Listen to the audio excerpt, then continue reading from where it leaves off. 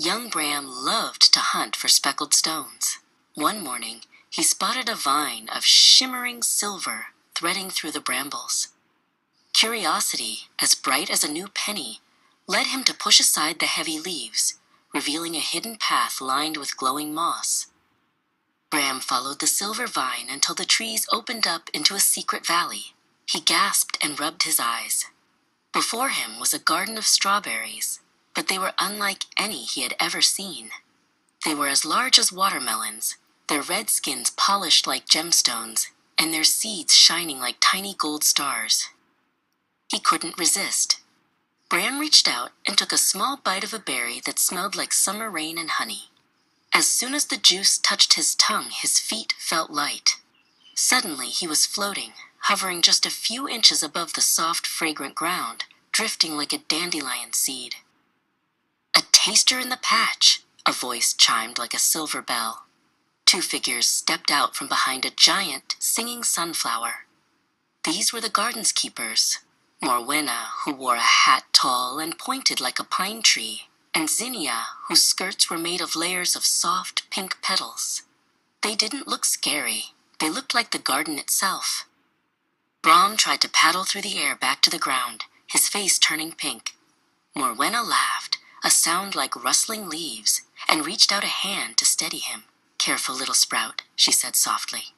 "The ruby rounds have a bit of up in them when they're picked in the fresh morning dew." Zinnia shook a small, embroidered pouch, and a cloud of sparkling violet dust settled over the berries. "We are the sisters of the soil," she explained to Bram.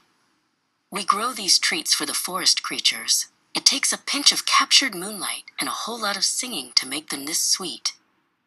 Zinnia beckoned Bram closer to a special patch near a crystal fountain. "Look here," she whispered, her eyes twinkling. She pointed to a strawberry that pulsed with a soft, rhythmic light.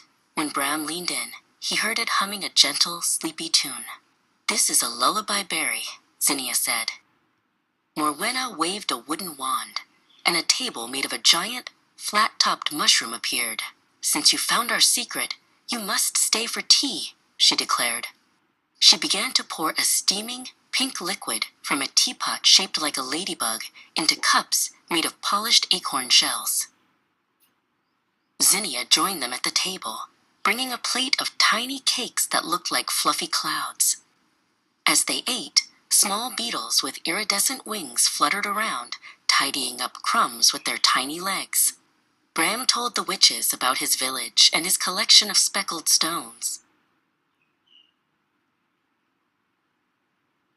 As the shadows began to stretch across the valley, Morwenna placed a single ruby-colored seed in Bram's palm. "A gift for a polite guest," she said, her voice warm. "Plant this where the morning sun hits first, and remember that magic is always growing if you know where to look." Bram waved goodbye and stepped back through the silver vines. When he turned around, the shimmering gate had vanished, replaced by the familiar, tangled bushes of the whispering woods. The air no longer smelled of honey, but he could still feel the warmth of the magic tea in his belly.